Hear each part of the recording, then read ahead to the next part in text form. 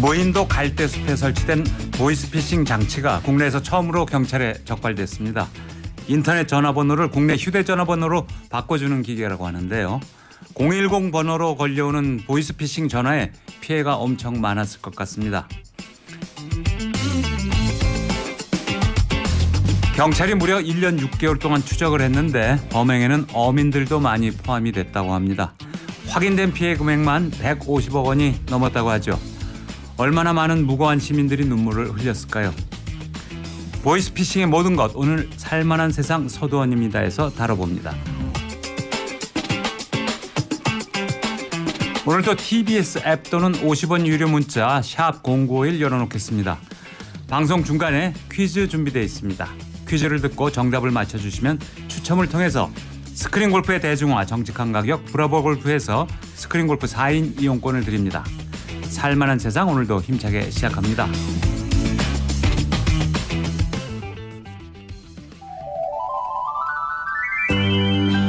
변진섭의 새들처럼 들으시고요. 새롭게 꾸려진 살만한 세상 서두원입니다. 1부 시작하겠습니다. 걸으며 달려가는 자동차와 석양에 비추인 사람들 어둠은 내려와 도시를 감싸고 나는 노래하네.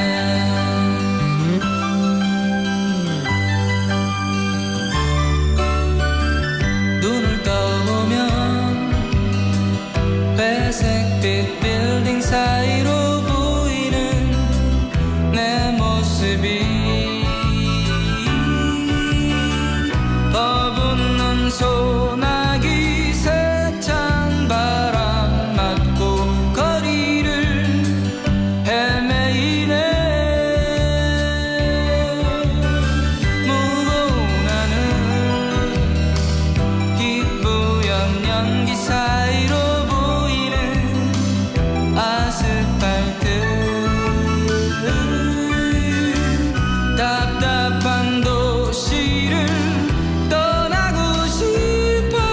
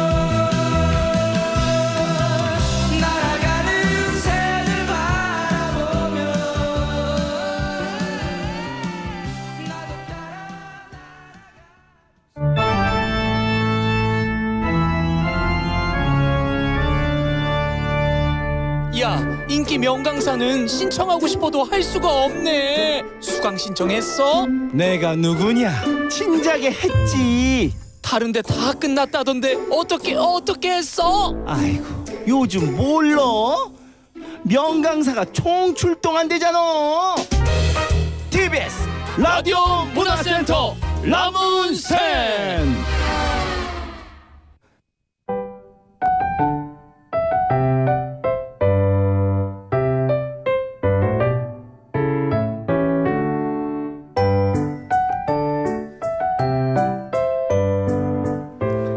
네, 살만한 세상. 월요일에는 가장 재미있고 궁금한 이야기, 문화, 역사, 자연, 우주, 각종 사건 등 다양한 주제를 다루는 고품격 라디오 센터를 엽니다. 세상의 온갖 지식을 배우고 지혜를 채우는 시간, 라디오 문화센터 라문센. 이번 주부터 월요일 고정 코너로 찾아갑니다.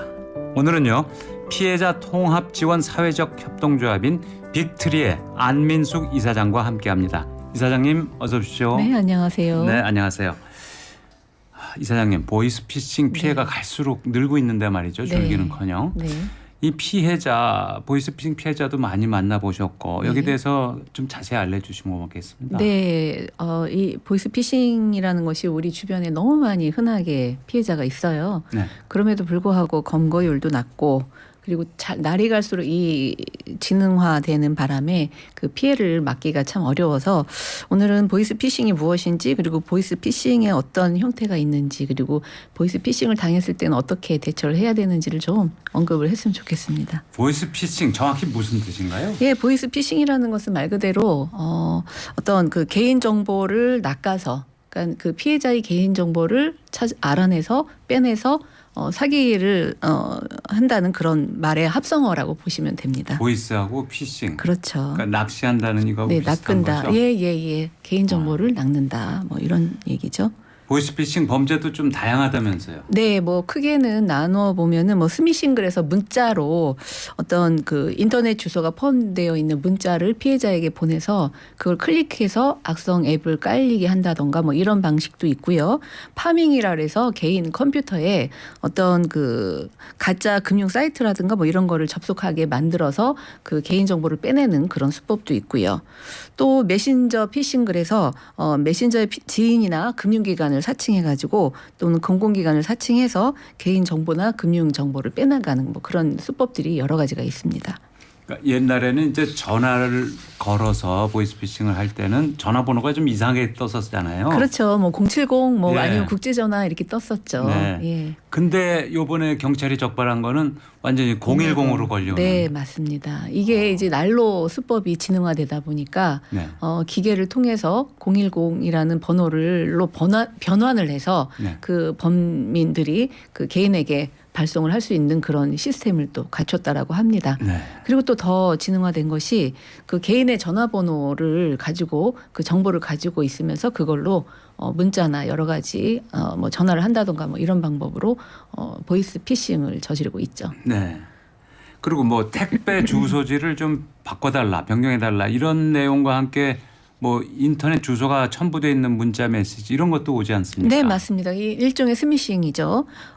저희가 이제 문자로 뭐 요즘에 굉장히 많은 거래가 온라인 거래가 많으니까 택배 회사인 것처럼 해서 뭐 주소지가 잘못됐으니 주소지 변경을 해 주십시오. 아니면은 어떠한 물건을 발송했으니 확인해 주십시오. 이런 문자와 함께 그 인터넷 어떤 그 사이트 주소가 적혀 있습니다. 그럼 이제 피해자들이 모르고 그걸 누르면 그렇죠. 터치하는 순간 악성 앱이 깔린다던가 뭐 개인정보가 뭐 노출이 된다던가 네. 이렇게 불행한 일이 발생하게 되죠. 근데 그걸 누르는 순간 내 돈이 나가고 이렇게 되기는 좀 어렵지 않습니까? 누르는 순간 돈이 나가는 게 아니라 그거를 누르는 순간 악성 코드가 설치가 되고요. 네. 범인에게 소액 결제 인증 번호가 전달이 된다고 합니다. 그러면은 결제 인증 번호. 예, 그렇죠. 그 인증 번호로 그 범죄자들이 게임 아이템을 구입하거나 아니면은 사이버 머니를 구입하게 되는 거죠. 그래서 소액 결제 대금이 청구가 되는 거예요. 그래서 절대로 클릭하시면 안 됩니다. 그렇죠. 네. 근데 이 보이스피싱 범죄 유행하기 시작한 게 언제부터죠? 2006년부터로 저희가 이제 보고 있는데 이때가 그 이전에는 저희가 은행 업무를 보려면 은행을 갔어야 돼요. 그렇죠. 예, 가서 줄 서서 대기표 번호 받아서 그렇게 업무를 봤어야 되는데 2006년 정도부터는 그 금융 결제가 전자로 바뀌면서 굉장히 간소화가 됐어요. 네. 그래서 집에서 앉아서 뭐 전화로 끝낸다던가 뭐 핸드폰으로 주로 뭐 인터넷 뱅킹 하거나 뭐 전화 뱅킹 하거나 이렇게 시작이 되면서 은행 거래가 간편화된 그런 편리함은 생겼지만 그것을 악용한 그 보이스 피싱이 성행하게 된 거죠. 전자화. 네. 그렇죠. 그런 말이죠. 이 범죄가 지금 얼마나 많이 발생하고 있나요? 지금 보이스 너무 피싱 많아서요. 지금까지 27만 8천 건이라고 해요. 지금까지. 그리고 지금 접수된 신고 접수되고 네, 신고 이제 접수된 게 적발된 것만. 네, 그리고 피해 규모는 3조 8천억이라고 합니다. 3조 8천억. 네, 이게 2022년 보이스 피싱 2022년 한 해 동안의 건수가 22만 7,126건. 네. 피해 금액은 1조 6,645억 원이라고 집계가 되어 있습니다. 네.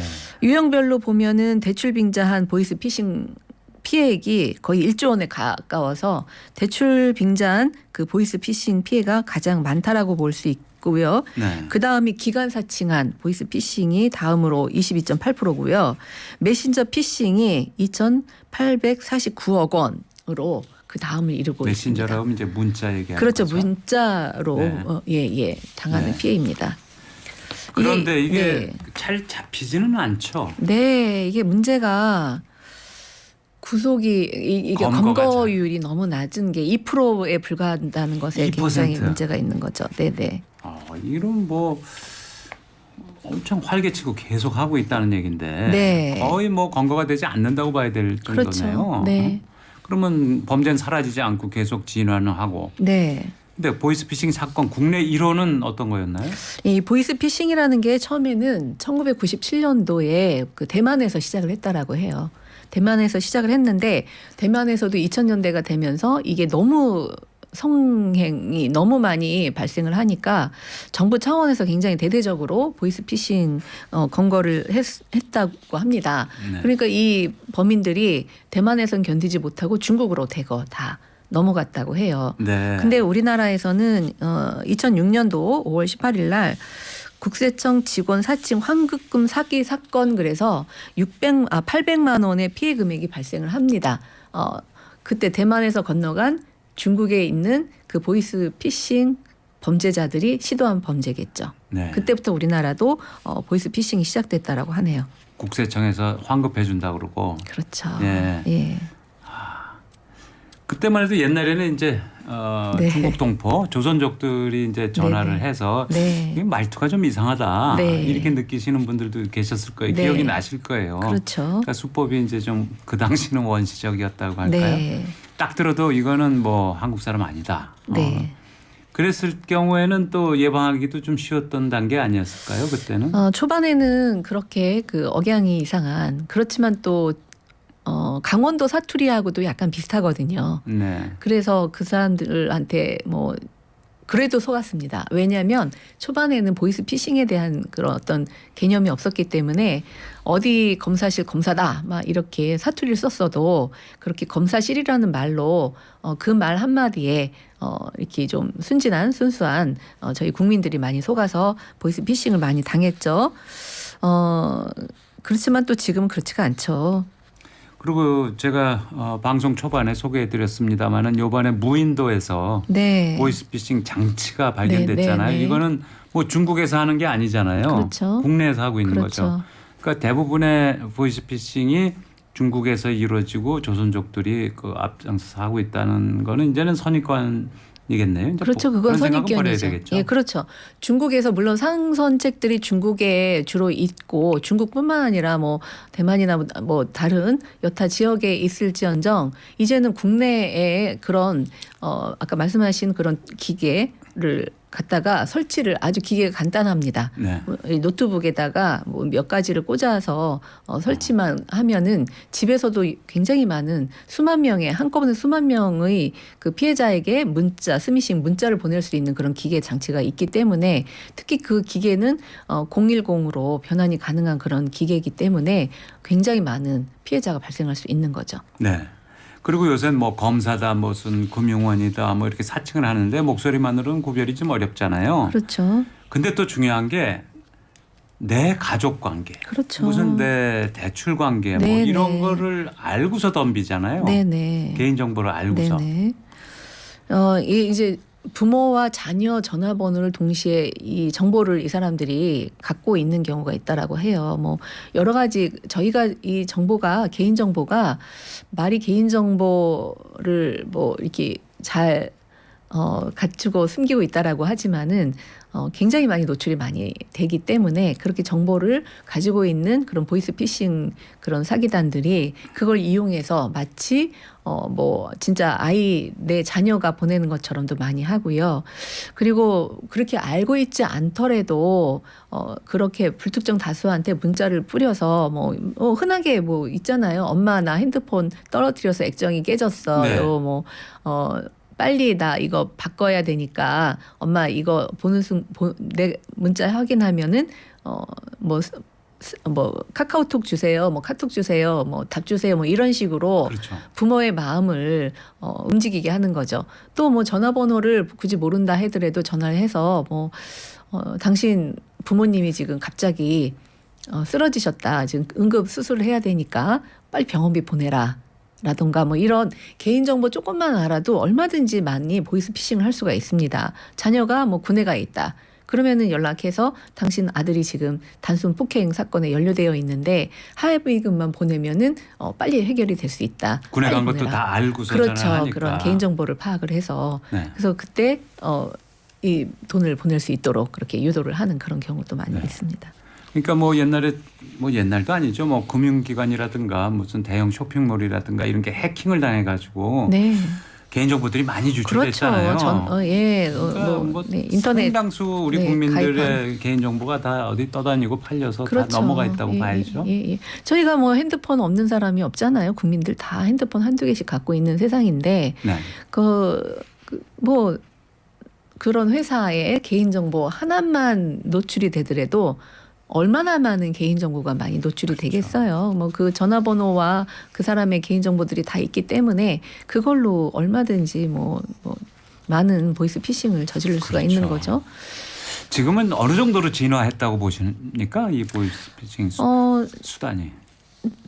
한마디로 문자에서 지금 청첩장이나 부고장 같은 경우도 굉장히 많이 보내요. 혹시 안 받아보셨나요, 앵커님께서는? 가짜 보이스피싱 청첩장. 네네. 네네. 뭐 청첩장이나 부고장 같은 예. 경우는 받으면은 누군지라도 확인을 해야 되고 예. 청첩장이라든가 부고장은 당사자가 보내는 경우도 있지만 부모나 그 사망하신 분의 자녀가 보내기 때문에 이름을 모를 수도 있어요. 그렇죠. 그걸 이용해서 보내면은 그걸 받은 사람은 열어보게 되죠. 당연히 그걸 클릭해서 들어가 보게 되는데 그랬을 때 다시 또 보이스피싱을 당하는 경우도 네. 있죠. 저는 모르는 사람이 보낸 거 안 열어봅니다. 그래야 됩니다. 네. 예. 그게 이렇게 정에 이끌려서 이거 누구지라고 들어가 보는 경우가 많은데 내가 알지 못하는 이름이라면 그대로 삭제하시는 게 맞고요. 네. 그런데 왜 보이스피싱은 검거율이 이렇게 낮은가요? 총책 검거율이 2%라고 그러셨잖아요. 네.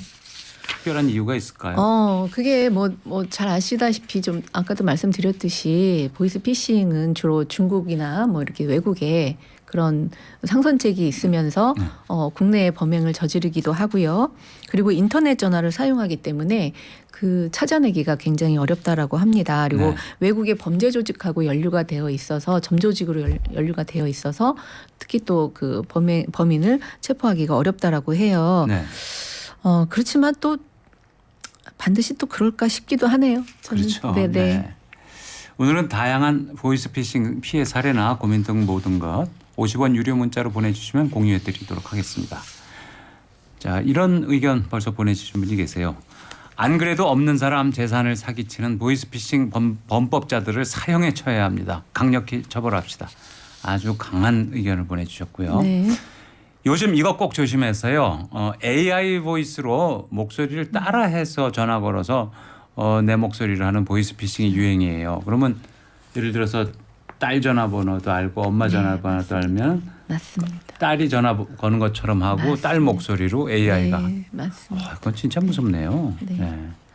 또 이렇게 의견 소개해 주신 분 계세요. 저희 친정 아버님은 2번이나 당하셨지만 돈을 찾을 길은 없고 아버님 상처받을까 봐 쉽사리 말도 못 꺼내는 상황이네요. 정말 나쁜 사람들 처벌이 강화되어 쉽사리 나쁜 생각 못하게 법 개정을 바라봅니다. 제가 전화번호 해킹당한 적이 있는데요. 저도 모르게 재혼한다고 문자들이 다 돌았어요. 이후로는 링크 안 열어봐요. 네, 그건 아이고, 뭐. 네. 근데 이제 수법들이 다양해지다 보니까 네. 이제 그런 전화가 보이스피싱 전화가 왔을 때 피해자들에게 피해자의 뭐 약간 좀 아쉬운 부분 예를 들어 대출이라든가 뭐 여러 가지 네. 아쉬운 부분을 건드렸을 때 피해자들이 의심을 하잖아요. 요즘은 하도 홍보가 많이 돼 있으니까 그래서 네. 그걸 내가 어떻게 믿냐 그러면은 전화해보라 그래요. 그럼 의심되면 어디 지검에 전화해 보십시오 이런단 말이에요. 네. 그럼 과거에는 그냥 다시 전화를 했을 때 그 사이트가 물론 해킹이 됐으니까 그 보이스 피싱 범들이 다시 전화를 받긴 하는데 이제는 영상 통화를 해보라고 해서 영상 통화를 하면 그대로 검사실처럼 꾸며놓거나 뭐 어디 뭐 금융감독원처럼 꾸며놓고 영상 통화를 하고 아예 스튜디오를 차렸군요. 그렇죠. 그리고 법복을 입고 있고 이렇다라고 합니다.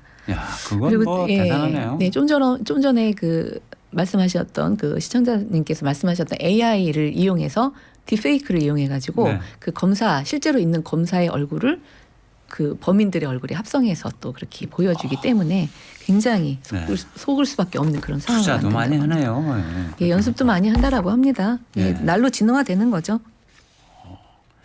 문자나 이 발신번호 이런 것도 조작이 아주 쉬운 모양이에요. 그렇다라고 해요. 굉장히 뭐 요즘에는 너무 지능화가 잘 돼서 네. 예를 들어서 뭐 그 결제 문자, 뭐 대출 문자, 뭐 대출 광고, 뭐 ARS 전화 이런 것도 사용을 해서 예를 들어서 뭐 ARS 문자가 ARS로 문자가 가가지고 뭐 대출이 필요하십니까? 아니면 저금리 대출로 뭐 대안하십시오 이런 문자가 갔을 때 네. 대출이 필요한 사람은 누르면은 대출이 필요하신 분은 1번 전화로 네. 대출이 필요하지 않으시면 2번을 누르십시오.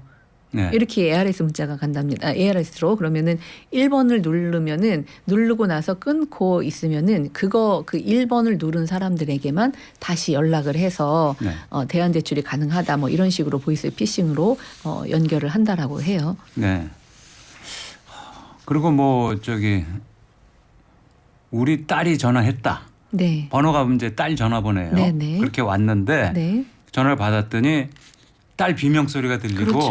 너무 흔한. 야 전화 일이네. 그러고 이제 네. 납치한 네. 범인이 이제 전화 바꾼 것처럼 네. 그런 것도 있다면서요. 그렇게 뭐 그게 바로 AI로 목소리를 변조하는 것 같아요. 근데 네.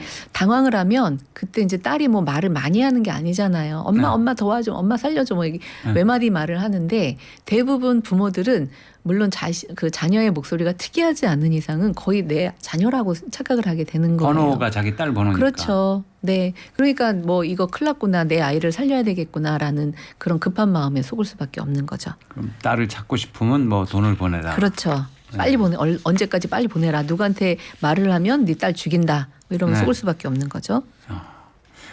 그 사건 제가 봤거든요. 어디 뉴스에서. 네. 그 범인 잡았을까요? 거의 못 잡죠. 지금 범인 검거율이 말씀드렸듯이 2%인데 네. 어떻게 잡았겠습니까? 네. 자, 또 사연 소개해드리겠습니다. 좀 전에 아는 동생은 동영상 유포를 하겠다는 전화를 받았다고 하네요. 대처법을 좀 알려주세요. 이렇게 또 이제 문의를 해왔어요. 어떤 동영상인지를 모르겠습니다만. 그러니까 좀 남들에게 좀 알리고 싶지 않은 네. 동영상 무조건 신고하셔야 됩니다. 신고. 무조건 신고하셔야 됩니다. 신고하면은 그거를 다 뭐 이렇게 다 오픈하지는 않아요. 물론 그 신고하면은 그 가해자들이 그거를 유포할 수도 있어요. 그렇지만 신고하지 않으면 그 이상의 더 많은 피해를 입게 됩니다. 그렇겠네요. 그 가해자들은 그 범인들은 네. 신고 안 한다 그래서 그거를 보장해주거나 보호해주지 않아요. 어차피 언젠가는 그 가해자들은 그걸 빌미로 협박을 하고 돈을 뜯어냅니다. 네. 근데 그게 언제까지 그 돈을 뜯길 것이며 나중에 돈 없으면 별짓을 다 시켜요. 네. 그래서 지금이라도 빨리 신고를 하시고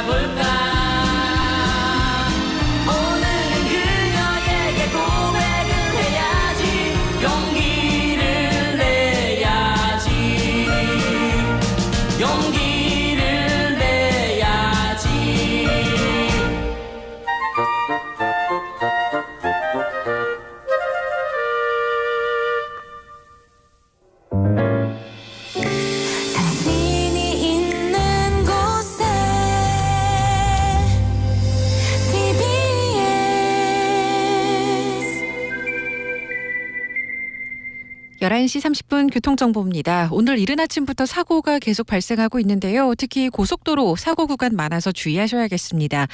평택 제천간 고속도로 평택 쪽으로 서안성 나들목에서 사고 처리하고 있습니다. 간격을 조금 두고 1차로와 2차로에 사고 차량 멈춰 있어서 일대가 많이 혼잡합니다. 미리 차로 변경해 주셔야겠고요. 뒤로는 5km 구간 정체입니다. 영동고속도로 강릉으로도 둔내 터널 부근 1차로는 작업으로 통제가 되고 있는데 이 작업 구간 안쪽에 승용차 관련 사고 나면서 1, 2차로가 함께 차단됐고요. 서울 양양간 고속도로 양양으로는 일단 남양주 요금소에서 화도까지 3차로 따라 작업이 진행되고 있고 화도 부근 공사가 끝나고 1km 지난 지점 갓길에서도 승용차 사고 처리하고 있습니다. 쭉 더 가서 춘천 분기점 부근 2차로와 갓길에서도 사고 처리합니다. 앞서 새벽 5시 때 상주 영천간 고속도로 영천 쪽으로는 낙동 의성 휴게소 부근에 화물차가 옆으로 넘어지면서 긴 시간 전면 통제가 됐었습니다. 지금은 2차로와 갓길 통제하고 있고요. 1차로 통행은 가능해졌습니다. 하지만 사고 지점 앞두고 3km 구간 정체 심하다는 점도 이동에 참고하시기 바랍니다. TBS 정보센터였습니다.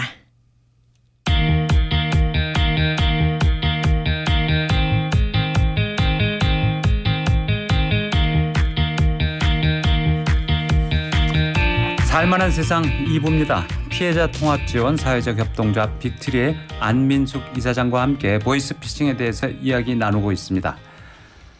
1부에서 퀴즈 드렸는데요. 넌센스 퀴즈. 신하가 왕에게 공을 던지면서 하는 말. 전하 땡땡하옵니다. 이 땡땡이 뭐가 들어갈까요? 두 자입니다. 근데 오답이 좀 많이 들어오고 있는데요. 황공하옵니다가 제일 많은데 그건 오답입니다. 네.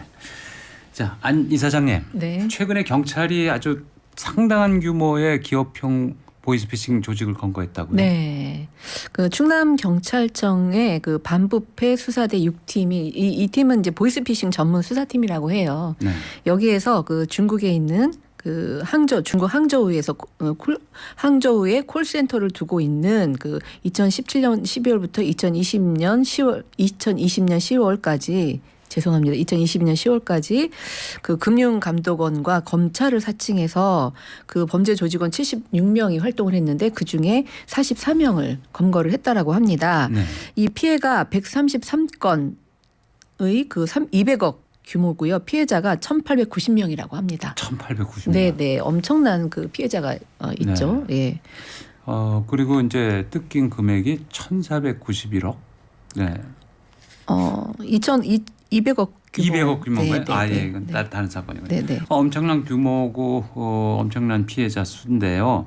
이 피해자 중에 현직 서울대학교 교수가 있었다고요? 네, 그렇습니다. 이 서울대학교 교수 이분이 그 10억 정도를 뜯겼다라고 하는데요. 네. 2019년 11월에 서울중앙지검 검사라고 하면서 그 보이스피싱 조직원이 전화를 했고 그 교수님의 그 은행 계좌가 범죄 조직 자금 세탁 창고로 이용되고 있다. 그러니까 만약에 그냥 가만히 있으면 공범으로 구속될 수 있다. 그래서 만약에 그 돈이 정상 자금인지 확인해야 된다라는 말에 갖고 있는 2억을 인출해서 건넸고요. 검찰과 합동 수사를 진행 중인데 현금 1년 번호를 확인해야 된다는 말에 속아서 다시 또 그 8억을 대출 받아가지고 조직원에게 건넸다라고 합니다. 그 이후에 연락이 끊어져서 보이스피싱이라는 것을 깨달았다고 하는 거죠. 잘 이해가 안 돼요. 그런데 그 돈을 그렇게 넘긴다는 게 참, 그것도 서울대 교수가 그렇게 당하나요? 참. 아니 뭐 서울대 교수님은 사람 아닌가요? 많이 당하십니다. 2억, 8억 두 차례에 걸쳐서. 네. 112에 신고까지 했다고 하죠. 네, 112에 신고했어도 이미 그분의 핸드폰에는 악성 앱이 깔려 있기 때문에 전화를 걸면 그 조직원들이 받게 돼 있는 구조가 된 거죠. 그래서 뭐 빠져나갈 수가 없는 거죠. 112를 걸었는데 네. 조직원이 전화를 받은 거예요. 그렇죠. 네. 자기네들이 뭐 검찰 수사관이다 뭐 이렇게 하면서 전화를 받기 때문에 이 교수님은 속을 수밖에 없는 거죠. 자신의 핸드폰이 악성 앱에 깔려 있다는 것조차도 알 수가 없으니까. 그렇죠. 그건 뭐 알기 힘들겠죠. 네네. 근데 서울대 교수뿐 아니라 뭐 삼성전자 같은 뭐 대기업의 직원, 다른 대학 교수 또 의사 뭐 이런 고소득 네. 고학력자 상당히 많았다고요. 네네. 그렇게 고소득 고학력자들이 많은 돈을 갖고 있으니까 이 이 범인들의 타겟이 되지 않았을까 싶고요. 고소득 뭐 고학력자라고 해서 뭐 자유로울 수가 없습니다. 지금은 홍보가 많이 되어 있지만 또 이 당시에는 보이스 피싱이 이제 성행하기 시작했던 때이기 때문에 뭐 검찰을 이렇게 사칭한 그런 문자나 전화번호에 결코 자유로울 수가 없는 것이고, 어떻게 보면 이분들이 자신들이 명예롭게 뭐 살고 계셨다라고 볼 수도 있는데, 그런 중에 뭐 당신이 그런 범행에 연루되어 있다라는 말이 굉장히 뭐 놀라울 수밖에 없을 것이고, 네. 그래서 또 속을 수도 있었다라고 봅니다. 근데 뭐 피해자 중에는 뭐 따지는 사람도 있었을 거 아니에요. 전화 네. 받다가 네, 이거 네. 무슨 소리냐, 네. 뭐 네. 진짜 무슨 검사냐 당신이 네. 뭐 이래가면서. 네. 그러면은 바로 이 사람이 그러면은 어디 검사실로 전화를 해봐라. 아니면은 검사님 뭐 전화 바꿔드리겠습니다 이러면서 검사라고 하고 또 뭐 검찰로 또 전화를 해봐라 이렇게 유도를 해서 전화를 하면은 또 검찰이라고 그러면서 전화를 받는 거예요. 네. 네, 그러니까 이 사람들은 내가 전화를 했더니 검찰에서 검사가 전화를 받는구나. 그럼 속을 수밖에 없는 거죠. 자기가 전화 거는 게 전부 네, 걔네들이 받으니까. 뭐 112에 전화해도 경찰이 전화 받아서 연루됐습니다 그러고, 뭐 검사실이라고 검찰에 전화해도 검사라 그러면서 전화를 받아서 빨리 조치하지 않으면 공범으로 몰립니다. 이렇게 다그치기 때문에 속을 수밖에 없다는 거죠. 네. 근데 뭐 1단계, 2단계, 3단계가 있다면서요? 네네. 1단계는 네, 1단계는 일단 그 검찰 수사관을 사칭한 조직원이 범죄 현장에서 대포 통장이 발견됐다. 그게 당신 계좌다. 그렇기 때문에 당신 계좌이기 때문에 공범으로 연루가 되어 있다라고 이렇게 사기를 치는 거고요. 그 다음에 뭐 무슨 소리냐, 내가 무슨 내 계좌가 왜 그렇게 가 있냐 그러면 그럼 검사님 바꿔드리겠습니다. 뭐 이런 식으로 검사를 연결해 주는 그런 어떤 액션을 취하는 거고요. 2단계에서는 검사를 사칭한 그런 조직원이 그게 정상 현금인지, 당신 계좌로 들어가 있는 돈이 정상적인 현금인지 아니면 범죄에 연루되어 있는지를 이걸 조사해봐야 된다라고 말을 하면서 빨리 돈을 인출해서 빨리 우리한테 보내라. 우리한테 사람을 보내겠다. 인출을 할 수 있도록 유도를 하는 겁니다.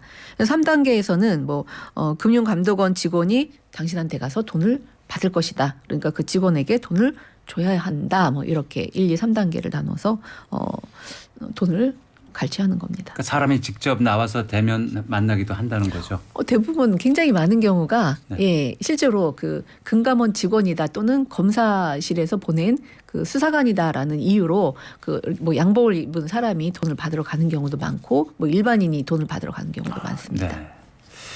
자, 이런 고학력 고소득자까지 속이려면 뭐 준비가 엄청나게 철저했다고 봐야 돼요. 네. 앞서도 말씀드렸듯이 영상 통화를 시도하게 해서 영상 통화를 하면은 실제로 법복을 입고 있고 뭐 명판까지 딱 뭐 암흑의 검사 이렇게 명판까지 만들어 놓고 있고 뭐 이렇게 다 갖춰 놓고 있기 때문에 속을 수가 밖에 없는 거고요. 또 말씀드렸듯이 딥페이크로 실제로 검사 얼굴을 그 인공지능으로만. 범인들의 얼굴에 합성을 해놨기 때문에 그거는 검사실 들어가 가지고 그 검사를 검색해서 사진 대조해 보면 그대로 있고, 심지어는 목걸이에 명찰까지도 그렇게 암흑의 검사라는 그런 명찰까지도 갖고 있다라고 합니다. 그 이사장님 계시는 그 빅트레에도 피해자들이 꽤 올 것 같은데요. 아이고 너무 많이 피해자가 오고 있습니다. 그 피해 사례를 직접 많이 접하셨겠어요. 네, 너무 많죠. 네. 피해 사례 잠시 우리 피해자들 중에는 이 보이스피싱 피해자들이 더 유난히 저는 가슴이 아프고 안타까운 이유가, 다른 범죄 특히 뭐 중대 범죄 같은 경우는 정부에서 치료비를 지원해 준다든가 약간의 생계비를 지원해 주는 뭐 그런 경우가 있어요. 네. 그렇지만 이 보이스피싱 피해자들 같은 경우는 어떤 신체에 어떤 가해가 입은 것도 아니기 때문에, 그리고 이분들이 뭐 대부분이 뭐 물론 뭐 굉장히 저소득층 피해자도 있겠으나 아까 말씀하셨던 케이스처럼 뭐 고소득층 내지는 뭐 어떤 직업이 있는 분들이 돈을 갖고 있다가 아니면은 대출이 가능한 분들이 그렇게 대출을 받아서 보이스피싱을 당하는 경우라서 이런 분들에게는 거의 지원을 해주지 않고 있기 때문에 굉장히 힘들어하는 분이 많으세요. 뭐 저희 피해자들 같은 경우는 예를 들어서 뭐 노모를 부모님을 모시고 살던 피해자인데 자영업을 하고 있는 피해자였는데 네.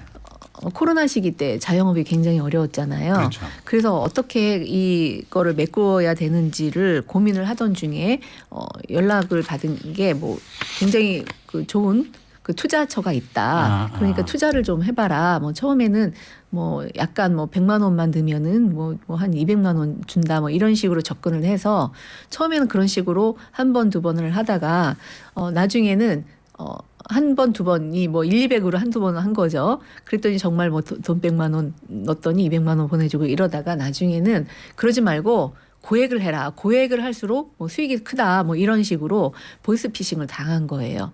근데 그 기간이 불과 며칠이 아니라 거의 한 달 가까이 네. 그 수법에 당한 네. 거예요. 그래서 이분이 살고 있는 그 늙으신 부모님을 모시고 네. 살고 있는 그 집을 담보로 네. 저희가 지금 올 초나 이때쯤에는 그 집 담보 대출도 좀 어려웠었어요. 그 시기에 이분이 사채를 쓰신 거예요. 집을 담보로 사채를 쓰셔서 그걸 다 그 보이스피싱 조직원들한테 넘기고 받을 수 있는 모든 대출, 소액 대출을 다 받아서 넘겼어요. 그래서 그 피해액이 6, 7억이 넘습니다. 그래서 결국은 그 돈이 다 넘어간 다음에 연락이 끊긴 후에 이거 이상하다 싶어서 신고를 한 케이스인데 이미 집도 뭐 다 뺏기는 게 된 것이고 네. 뭐 당장 그 늙으신 부모님과 거리로 나앉게 된 그런 상황에 네. 접한 그런 피해자도 있었습니다. 네. 청취자 반응 소개해드리겠습니다. 처음 문자 보냅니다. 운전이 직업이라서 듣기만 하고 이렇게 보내봅니다. 오늘도 행복한 하루 보내세요. 정말 황공하옵니다. 이거 오답이라고 제가 말씀드렸는데. 저도 아들이 끌려가 맞아 죽는다면서 숨가쁜 소리로 전화가 와서 앞이 캄캄했는데요. 다른 전화로 아들한테 전화를 했더니 통화 중이었고 며느리한테 전화를 했더니 지금 자고 있다고 했어요. 그래서 3천만 원을 요구했는데요. 자, 이분은 그러니까 다른 전화를 이용하는 네. 바람에 사기를 면했군요. 네, 그러셨네요. 네. 예. 그다음에 저는 버스 기사인데 보이스피싱 예방이 중요해서 승객님들에게 들려주고 싶어서 볼륨을 살짝 더 높였습니다. 나쁜 놈들은 정말 큰 벌을 받아야 합니다. 오늘도 좋은 정보 감사합니다. 이렇게 버스에서 보내주셨습니다. 네, 감사합니다. 감사합니다. 그런데 이사장님 네, 보이스피싱 피해자들 많이 접해보셨다고 네, 네, 하는데 네. 뭐 남녀노소 불문일 것 같은데 어떤 피해자들 공통적인 특징이 있나요? 뭐 공통적인 특징이라기보다는 뭐 어떻게 보면은 가족을 빙자한 그런 그 보이스피싱 수법에는 그 가족이라는 것에 대한 그 우리가 그렇잖아요. 네. 내 가족이기 때문에 그거를 무시할 수 없고 그리고 또 정이 또 많으시니까 그걸 무시할 수 없어서 또 클릭을 하게 되신단 말이에요. 네. 그렇지만 뭐 어떤 공통적인 거라기보다는 속을 수밖에 없는 그런 수법을 쓰기 때문에 남녀노소 불문하고 다 속을 수밖에 없습니다. 네. 그러면 이게 뭐 어떤 이런 유형의 사람이 보이스피싱에 더 잘 걸린다 이런 게 없겠네요. 그런 거 없습니다. 그냥 믿고 순수하게 상대방의 말을 믿고 그냥 뭐 그거에 따라서 행동을 했을 뿐이시기 때문에 네. 어떤 뭐 특정한 뭐 특징이 있는 사람이 피해자가 된다 뭐 이런 거는 없는 걸로 보입니다. 그러니까 뭐 지금 경찰이 뭐 보이스피싱 별로 신경 안 쓰는 것도 아니고 다 전담반들을 놓고 열심히들 수사하고 있는 것 같은데 네, 워낙 온라인상으로만 하고서 사라져버리고 네, 또 이제 본부를 중국에 놓은 경우도 많고 그래서 네. 못 잡는 것 같아요. 네, 네. 이거 어떡하나 이거. 예방을 해야 되는데 제가 안타까운 것은 중국에 있는 상선책들이 중국에 있다라고 하잖아요. 그러면은 정부가 좀 더 적극적으로 나서주기를 바라는 거예요. 저는 물론 뭐 중국 정부에서 이 협조를 해줘야 되는 거긴 하지만 저희가 이제는 뭐 외교의 힘을 더 좀 강하게 네. 발휘를 해서 그쪽에 있는 상선책들을 잡아내서 색출을 해서 네. 처벌을 강하게 해야만 네. 우리나라 피해자가 좀 더 줄어들 수 있지 않을까 싶은 생각이 듭니다. 그러면은 우선은 신고를 빨리 하는 게 가장 중요하겠네요. 아, 그렇죠. 무조건 신고가 가장 중요하다고 저는 생각이 듭니다. 지금은 그래도 그전에는 신고를 하는 게 굉장히 복잡해서 뭐 그 지급 정지하고 뭐 여러 가지가 따로 전화를 했는데 지금은 112에 신고를 하면은 그 모든 절차를 다 안내를 해주고 도움을 주기 때문에 일단은 112에 신고를 하는 거를 저는 가장 적극적으로 권하고 싶습니다. 그리고 이제 자기 전화에 네. 무슨 잘못된 이제 그렇죠. 그래서 내가 전화를 하면 다 범인이 그렇죠. 받을 수도 있으니까 네. 다른 전화로 그렇죠. 신고를 해야 네, 되겠네요. 네. 주변에 있는 다른 사람 전화를 좀 빌려서 전화를 해보는 것도 굉장히 좋은 방법이죠. 요즘은 집안에 있어도 자기 집에 전화 없이 그냥 맞습니다. 휴대폰만 쓰고 계시는 분도 많거든요. 맞습니다. 집 전화 없이. 맞습니다. 그러니까 집안에서 딴 전화를 이용할 수가 없어요. 빨리 나가 보셔야죠. 나가서. 뭐 경비 아저씨 전화를 빌린다든가 네. 뭐 그렇게 하셔야죠. 아무튼 내 전화를 사용하는 것보다는 내 전화가 아닌 다른 전화를 사용해 보시는 게 가장 좋죠. 네. 자, 청취자 의견 또 소개해드리겠습니다. 가족끼리 위험하거나 무슨 문제가 있을 때 사용할 암호 단어 같은 거 만들어 두면 어떨까요? 이것도 방법은 될 것 같아요. 혹시 딸 이름으로 아들 네. 이름으로 뭐 사기를 치려고 들 때. 네. 그런 아. 것도 뭐 좋은 방법이긴 한데 근데 뭐 딸한테 뭐 물어봐 주세요 뭐 이렇게 할 수 있을까 싶네요. 워낙 이 다그쳐 버리니까 그렇죠. 그 보이스피싱 왜냐면은 길게 대화를 할 수 없게 만들거든요. 보이스피싱 단순하게 뭐 엄마 도와줘요, 아빠 살려줘 이렇게밖에는 더 이상 말을 못하게 하기 때문에 네. 암호 같은 거 글쎄요 그게 가능할까 싶긴 합니다만 뭐 해보시는 것도 좋겠죠. 뭐래도 시도하셔야죠. 네, 그렇군요. 네. 근데 보이스피싱 피해자가 있고 네. 지금 뭐 신고를 했거나 네. 아니면 이미 다 사건이 끝나서 피해를 받고 이제 끝났다거나 했을 네. 경우에 네. 이사장님은 어떤 식으로 위로를 해주십니까? 아, 네. 굉장히 저는 중요하게 생각을 합니다. 일단 그 피해자를 비난하지 말아주시라는 겁니다. 아, 왜 그랬어 이렇게. 아, 왜 그것도 몰라? 아, 응? 그걸 네. 속아? 그렇게 홍보를 했는데 그걸 몰라? 이런 네. 비난을 절대 하지 마시라는 거예요. 네. 아니 이제 앞으로 어떻게 살 거니? 응? 그 큰 돈을 날려서 어떻게 할 거니? 그런 비난을 하면 절대 안 된다는 거죠. 왜냐하면은 그 비난을 듣는 순간 이 피해자는 안 그래도 굉장히 심리적으로 위축이 되어 있고 자책을 굉장히 많이 해요. 네. 보이스피싱 피해자들의 특징이 자책을 한다는 겁니다. 그렇겠죠. 네. 아우 내가 바본가 봐. 멍청한가 봐. 왜 네. 그걸 내가 속았지? 그래도 대학이라도 나왔는데 난 이거 뭐지? 이런 자책을 굉장히 많이 합니다. 뭐 주변에 누구 탓할 사람이 없잖아요. 그렇죠. 내가 했으니까. 내가 단독으로 그 전화를 네. 받았고. 네. 심지어는 내가 인출해서 내가 범인들한테 건넸단 말이에요. 네. 그렇기 때문에 이 피해자들이 자책이 굉장히 심해요. 네. 근데 거기에 그 피해자에게 뭐 바보 같다, 뭐 그걸 왜 속았니, 뭐 이런 경우 저희 피해자 중에는 그런 피해자들이 있어요.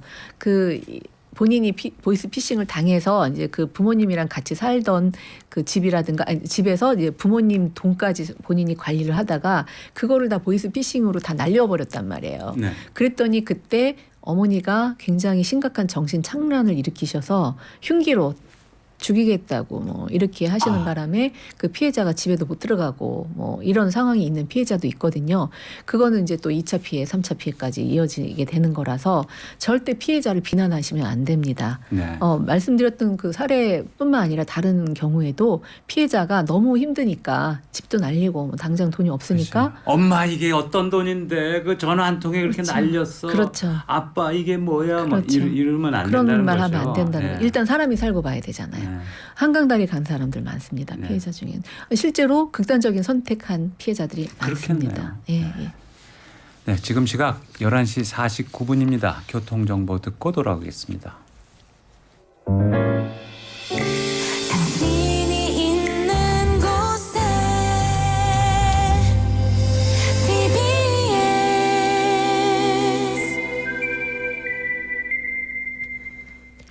교통정보입니다. 서울 도심으로 빚어지던 정체 많이 풀렸습니다. 지금은 원활한 구간들이 더 많은 상태인데요.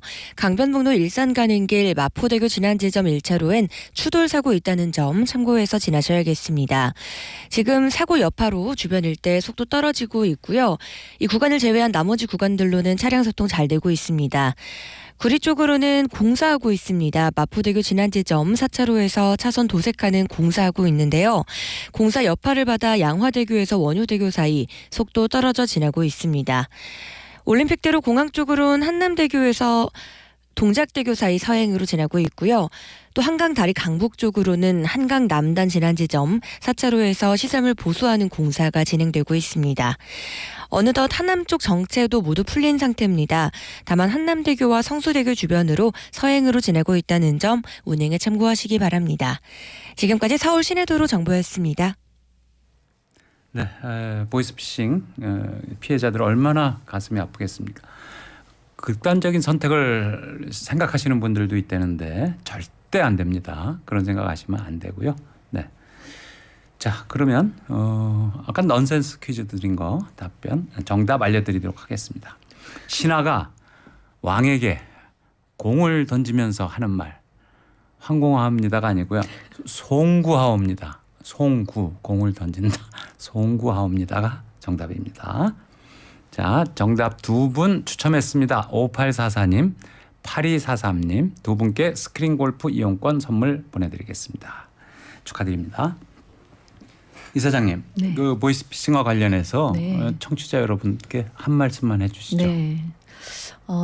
전화가 오거나 문자가 오거나 뭐 어떤 경우에도 어떤 기관에서도 돈을 요구하거나 뭐 이 잘못된 뭐 그런 연루되어 있다 이런 것을 전화나 문자로 하지 않습니다. 절대 안 그러죠. 절대로 안 합니다. 만약에 그런 연락이 왔을 때 의심이 된다면 내 핸드폰으로 하지 말고 누군가의 다른 사람 핸드폰으로 가족이나 지인이나 뭐 주변에 있는 사람들의 핸드폰으로 112에 반드시 물어보시기를 간곡히 부탁을 드립니다. 자기 전화를 하지 말고. 네. 그리고 또 마지막으로 꼭 말씀드리고 싶은 것은 그래도 당했다 싶으면은 심리치료를 꼭 받으시라는 걸 말씀드리고 싶습니다. 돈은 잊어버렸지만 네. 그로 인해서 마음과 몸을까지 다치지는 말고 건강한 삶을 또 영위하셔야 되니까 네. 반드시 심리치료를 받으시길 권합니다. 네. 감사합니다. 지금까지 빅트리 안민숙 이사장님이었습니다. 오늘 감사합니다. 감사합니다. 네, 살만한 세상 오늘은 여기까지입니다. 저는 내일 다시 찾아오겠습니다.